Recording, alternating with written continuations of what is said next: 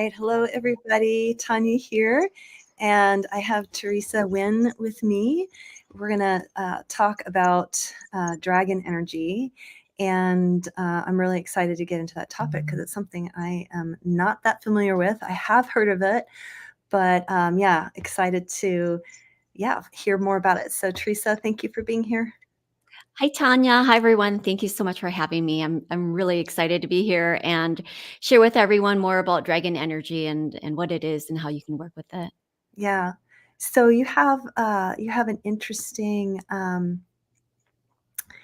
story experience of how you encountered this. I mean, clearly you are a nurse. That's your day job, I guess. And then, but then you have this other side that is pretty extraordinary, I would say. So yeah, share with us how you discovered this. Yeah, I'm going to share a story that I don't think I shared with you when we first talked because it's like good timing right now. It was about 12 years ago on Halloween. Mm. I was totally not even into energy healing or the spiritual or anything like that, but I was curious about it. And my curiosity stemmed from movies and in the media, things like that. One of my friends had shared that her friend was holding a seance at a haunted house nearby. So I got another friend to sign up with me. And I'd never gone to a medium or a psychic or anything like that. So everything was very new, but I thought it would just be a fun, spooky thing to do for Halloween. My friend and I show up. It's a small, intimate group of about 10 people. And he gives, the medium does readings for each person within that circle. And when it came time for me, um, I kind of came with expectations that I would get answers on how to grow my entrepreneurial business that I had started. And I was feeling stuck and I wanted some guidance on basically how to make more money. Mm-hmm. And I got something completely different. And I was not happy with my reading because I didn't resonate at all. But what happened was my grandmother, my mom's mom, came through and she shared with me that I had spiritual gifts that I would be opening up and I would step into energy healing, but it would not be something I would need to study or research or, work very hard on. It would just come to me. And she started talking about ancestral healing and spiritual journey and crystals and scrying. And none of this made sense to me. None of this resonated with me. And none of it interested me. But this was 12 years ago when this medium shared a message from a grandmother that I never knew, a mother that my mom never knew. My mom really never knew her mother because she died when she was young, sharing a very profound message, one that I was not receptive to. So it's funny that I'm where I am today because 12 years ago, I was like, hell no, I don't want to do anything like that. Nothing within even my body was remotely interested, in that type of work. So fast forward, it's obviously been a journey. Fast forward, what would it be? 9 years later, I went to a retreat in Mount Shasta as part of the support team. And one of my really good friends was the main facilitator. She had shared with me that the first night we would be participating in a sound bath. And I was really excited because I'm usually the one facilitating sound baths. And it was like a rare occasion for me to receive. Before we even got to Mount Shasta, though, I also told her after she mentioned that the sound bath was happening that I had a feeling that there would be something that would happen for me. And I had no idea what it was. I knew it would be like some sort of spiritual experience. And I thought it was going to be like angelic and etheric and like lights and, just really graceful. Mm. Was sort of like what I had in my head. And, but I wasn't expecting it. It was just like, oh, if that were to happen, I would want that to happen. I'd want it to be easy. And so that first night, after dinner, we walked into the yurt, and suddenly my heart starts to race, and I'm having heart palpitations, and everything that I'm trying to do to calm myself down doesn't work. And the weird thing is that I wasn't nervous going into the yurt. I wasn't nervous going into this experience. Yes, I knew that something might happen, but I wasn't nervous about it. It was just like, oh, if something happens, great. And I didn't have any sort of expectations. So there was this, this misalignment with what my body was doing versus how I was feeling. And it made me very nervous. But at the same time, I thought, well, maybe the sound bath will calm me down. Maybe the sound bath will help to just put me in the state of surrender and relaxation to help my body calm down from whatever. Maybe it's like unknown stress that I had. So this was just to set up the scene for you. This was a group of almost 20 women. I didn't know any of them. I would be spending the next week with them. And the only two people I knew were the two main facilitators. So I lay down next to two people who have no idea who I am. And the sound bath facilitator starts to drum. And every time she beats her drum, there's this energy inside my body that begins to grow.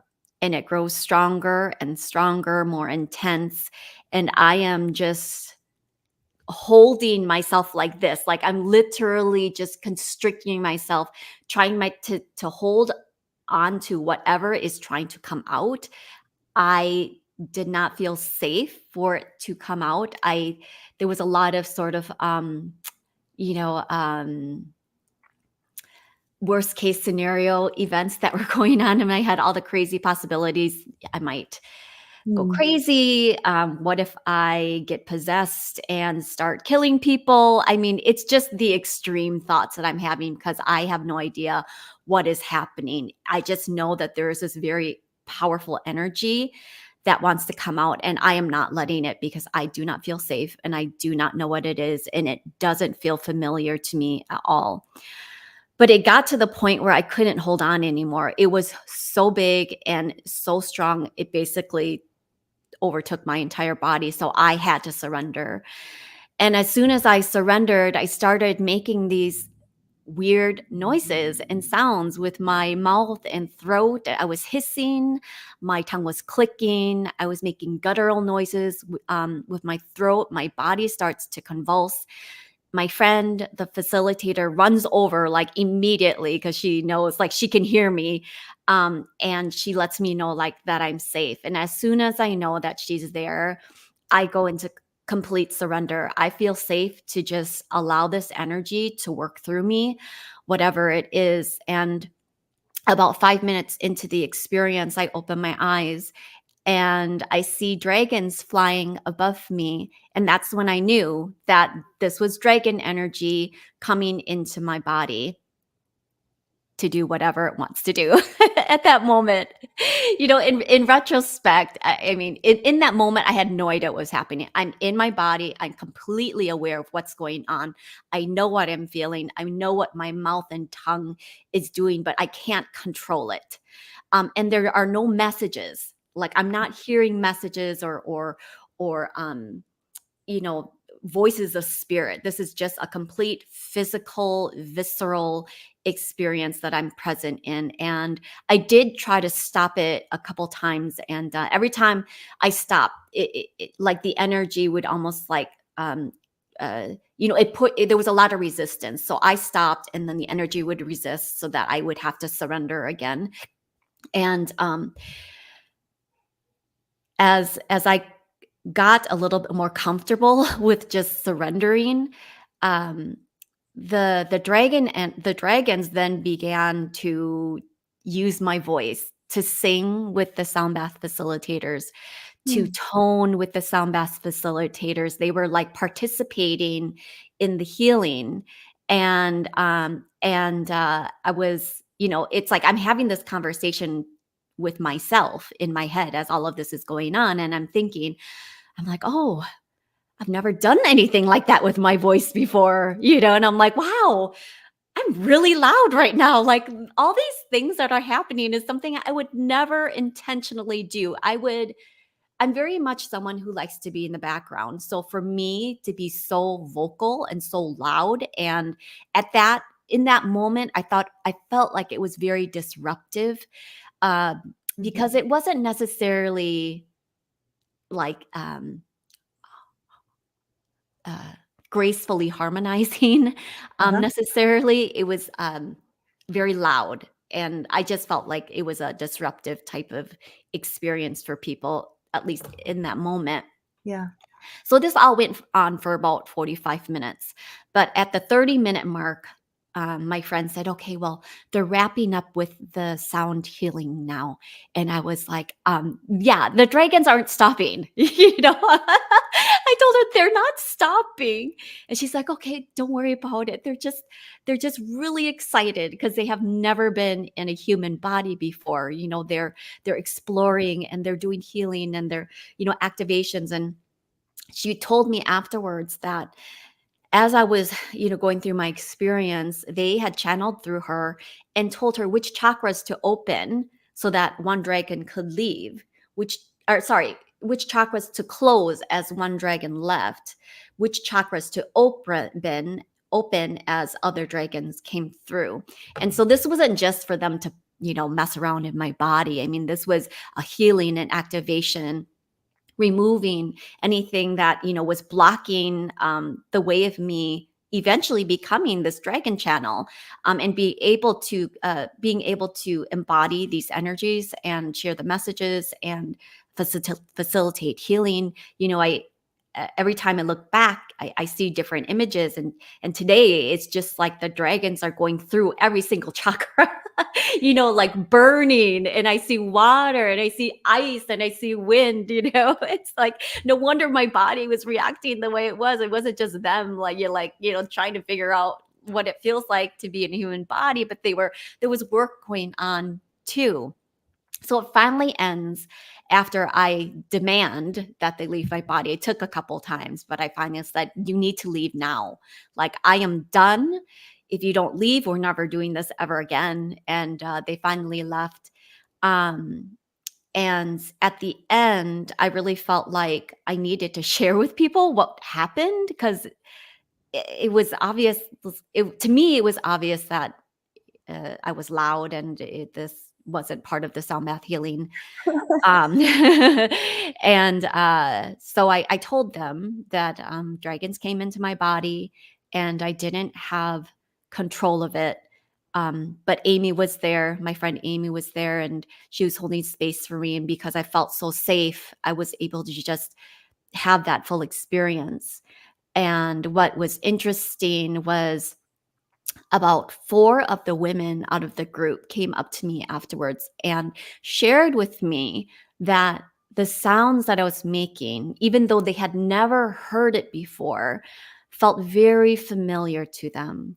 So Mm. it was like an activation, a very light activation for others within the group as well. And that made me feel less weird and less, I mean, I don't know if I would say ashamed, but embarrassed, Mm. because I'm still processing all of this. I mean, this is, happening like minutes afterwards, me sharing, and I'm like, oh my gosh, I'm so sorry. I was so disruptive. I hope I didn't ruin the experience for anyone.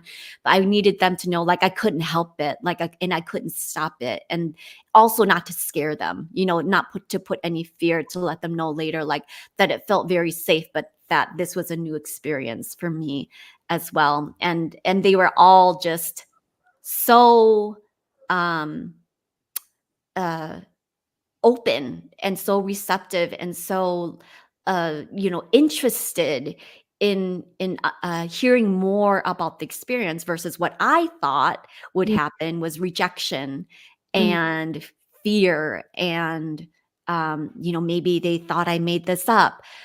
And then so since then, I've been channeling dragons. So it was very, very, very much like they said, where I would really step into my gifts and I wouldn't have to do anything. It would just come, and I've been an energy healer prior to that for almost 10 years, but it was, it's nothing like what I do now. Um, Yeah, so you were when you had that, the medium explained to you that you would be doing spiritual work. mhm. So then it was a couple years after then you started learning about energy healing. It Mhm. wasn't until how many years after that then? 10 years after that that you had this experience, I This, guess? I would say almost 10 years. Yeah, Yeah, probably like 8 or 9 years okay, afterwards. interesting. So Mhm. I'm curious, the facilitators, when this started happening, did they understand what was happening? Or was it also like, "What is Theresa doing? What's going on?" Yeah, yeah, well, Or they I think they so there are 2. The one that was right next to me, she knew what was happening. She knew it was the dragons. mhm. And then I'm pretty sure the other one knew as well, just in the way the energy that was coming out of me. I'm pretty sure she knew as well, but I don't think any of the attendees knew. Yeah, Mhm. yeah. Wow. It's so interesting. I mean, yeah, I know that it seems that well, it appears to me that, yeah, people have been having these experiences with dragons. Can you speak a little bit more about, or at least in your from your perspective, why they decided to show up or why they're showing up? I I know that they're showing up here to help people activate their gifts faster. There's this urgency for humanity to upgrade and evolve. And the dragon energy does it very quickly and efficiently for those who are willing and able. I'm seeing a lot of women who um, are stepping into energy healing, but they haven't, started any training. They're just doing more of an exploration and education and training themselves, but they actually haven't like done any training to become an energy healer or a facilitator. So a lot of those types of people are attracted to me and they have a session and their body starts moving. Like that's never happened before I started working with dragons. Like, but now that I work with dragons, they come into the space for the healing, and that's not I'm not expecting to like for them to their bodies to move, but that seems to be the theme or makes it like the common theme among the groups of people who are being awakened is they usually have one, dragon energy, and two, they want to step into energy healing, or they're already a healer and they are coming for just like a healing or a clearing, not realizing that the dragon energy also runs within them. But a lot of it really is to help activate these gifts and help people step into uh, their purpose of and mission of helping to heal others, so that we as a collective can ascend a little bit quicker, because things are moving, I guess, not as fast as spirit would like. I say spirit would like, but I know everything's in divine timing. However, I Yeah. will say that the dragons are very persistent, and they're very, I wouldn't say impatient, but, like, they're like, "Let's not mess around. Like, let's just get this done, so that we can move things forward." And that's, like, one of the main things. Another thing too I've seen is also in a lot of women, and that's probably because those are the types of people that I work with. Only I'm not sure why men don't come to me, but a lot of women come, and it is reigniting their divine feminine, and a lot of Shakti energy is running through them. So, um, I feel like Shakti energy is really hard to describe. It's like Kundalini, but there's like so much more. It's like every time I've experienced Shakti energy, it's been like a cyclone. It's been like a cyclone that just gathers up um, trauma, and it gathers up density, and it gathers up anything and everything to be transmuted. But it does it in a way that that feels very um, like a female warrior type of energy. And I see that in those women that I work with, this Shakti energy. And it's mostly because they've been functioning in divine masculine for so long, like Mm, I know I just mentioned about the dragons, like, let's just get this shit done. mm, But there's like this ability when you work with the dragon energy to balance what's imbalance. So mm, it's like if you're functioning in the divine feminine for most of your life, or most of your daily life, then the dragon energy will help to balance it and bring in this divine masculine energy, so that you're embodying both. So basically, dragon energy is both masculine and feminine. When you work with it, it'll balance what's imbalanced. interesting. Yeah. Yeah, Um, yeah, interesting. yeah. So yeah, so what are some of the things that people, when they walk away, once they've experienced that, what do they notice is different inside of them Gosh, after? like their entire being, Yeah, they don't have words to describe it. interesting. And so I just usually I share with them what I see, what I sense, and the messages that come through. And then I ask, like, so how do you feel? What was your experience? And they'll be like, I have no words. I just have to usually I have to process this, because it's like me in that Mount Shasta experience, like, "Oh, what is going on with my body? Why is it moving?" So I know like how they feel when that happens. I'm always reassuring, don't worry, you're safe.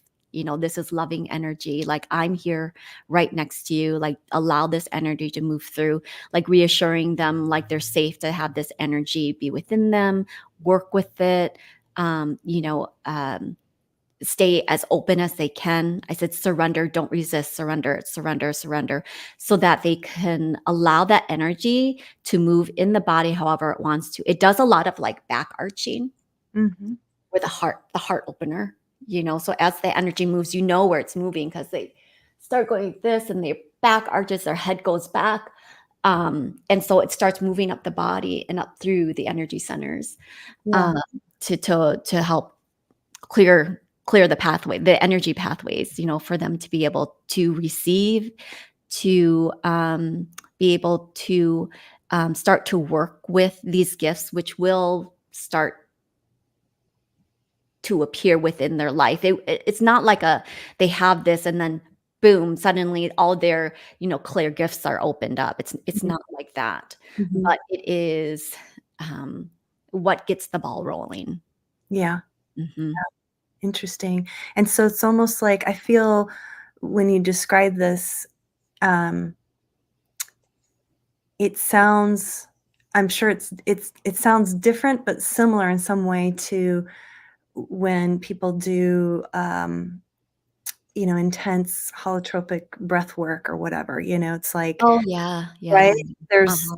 I mean, I experienced that, which was really interesting, of just, yeah, doing a lot of breath work and then, holding the breath and this kind of a thing, where the body just starts to move and convulse on its own because Mhm. the energy is breaking through. But it sounds like somehow that through the, and I'm guessing you're channeling the dragon energy through the language, right? Through the sounds Mhm. that you're making. Um, so the person that's receiving doesn't have to go through all the work of that intense breath work. Does that make Right. sense? Yeah, Yes, yes, yes. Mhm. They definitely don't have to go through the breath work. yeah, that's Yeah, yeah, yeah. yeah, The other thing I meant to say was, you know, this doesn't happen with everyone that comes to me, so I wanna set that expectation right, right, right. that it does not happen with everyone, but if these are like sort of like the themes or the what's the common themes or what's I can't speak. Um the women that have certain things in common, Uh, is yeah, that they have that desire to be in a healing type of career.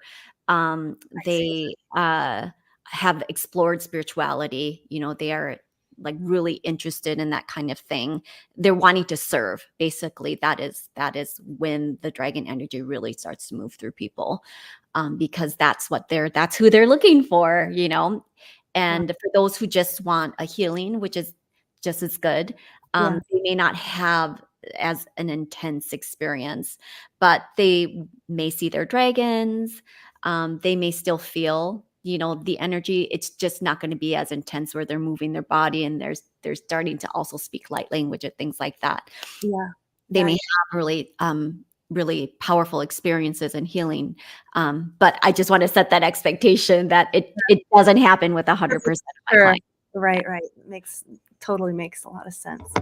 Um, so if you're watching, just gonna address the audience. If you have any questions, feel free to post a comment here, or if you're watching the replay, let us know you're having a replay or watching the replay and Mhm. ask your questions.